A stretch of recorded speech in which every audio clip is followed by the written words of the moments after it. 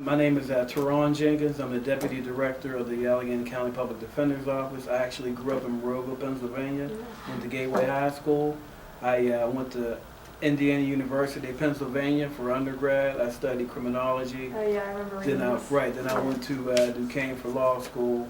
And I started off my career here as a law clerk.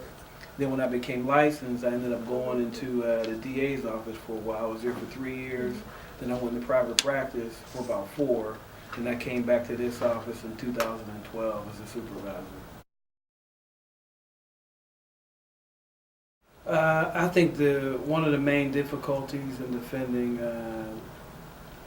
that particular group of people is a lot of the times there really isn't a defense. A lot of the times they're caught red-handed. For instance, if you get caught shoplifting and you have heroin in your pocket, there isn't too much. It's not that defensible. So I think, again, a lot of the times when you defend heroin and opium-related cases, you just don't have that much of a defense because the facts aren't great. Absolutely, because no one wakes up in the morning and says they want to be addicted to heroin. It's a nasty, nasty addiction. It's the devil. What I think happens, I think like a lot of young people today, I don't think they realize how addictive the drug is, and I think they start using it as a experiment, and what happens is they get hooked immediately, and before you know it, you're an addict. And it's from what I talk to a lot of my clients. And the one thing that I try to do when I represent people, I try to get to know them the best I can in the short amount of time that we're together. Right. And I'm able to educate myself on the addiction. And it's like one of those drugs.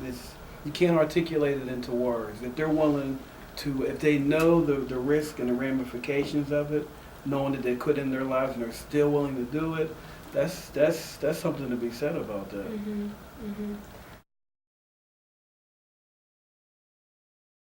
I try to learn as much as I can for mitigation purposes when I'm arguing in front of a judge, so I can say, look, judge, this person, give them a background in terms of their education, their family, their addiction, things to try to paint them into a better picture. But you really don't have that much time to get to know them, but you try to get as much information as you can. And also, the information I learned from this client could also help me when I defend the next person under similar circumstances.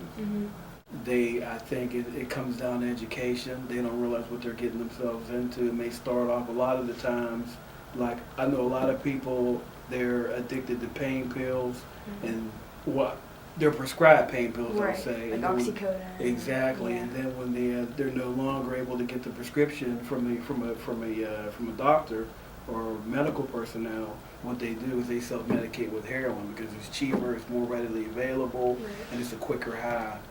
Right.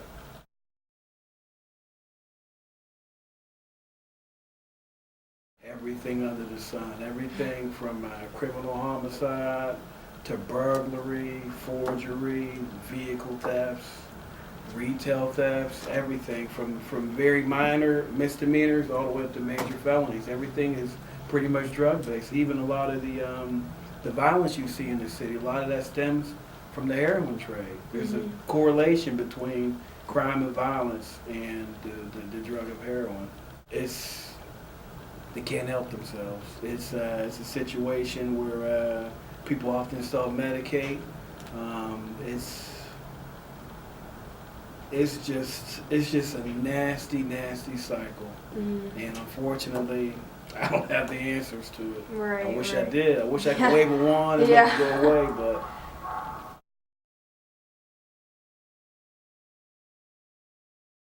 I've seen homicides to like minor thefts, everything under the sun. I think one good piece of advice I could give to somebody, when you do get into treatment, if you relapse, get back up.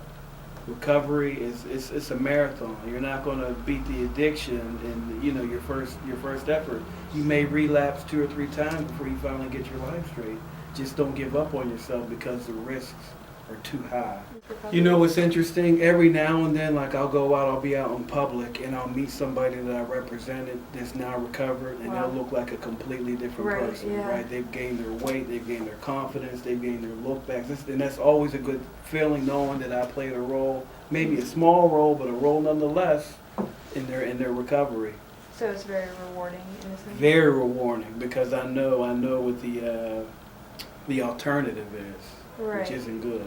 And so have you at times seen people who are the opposite? Absolutely. I've seen people that have come here on their first case, a simple possession of a heroin case, then I might see them a year later. I might not recognize them from the drastic change from what the addiction has done to their body.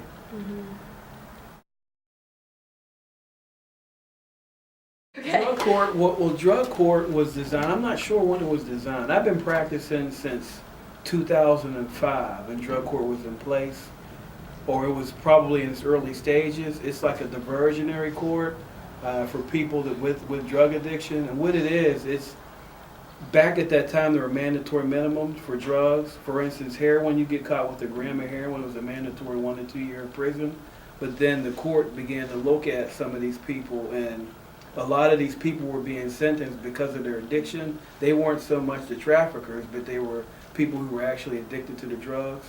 So what the courts created was a drug court, and what it did, it allowed people to stay out of prison, and at the same time they were able to get treatment. So instead of going away for 2 to 4 years in prison, you would maybe get 18 months house arrest and be slowly waned down until you were on probation, but you would have to report back to the court like every 30 days.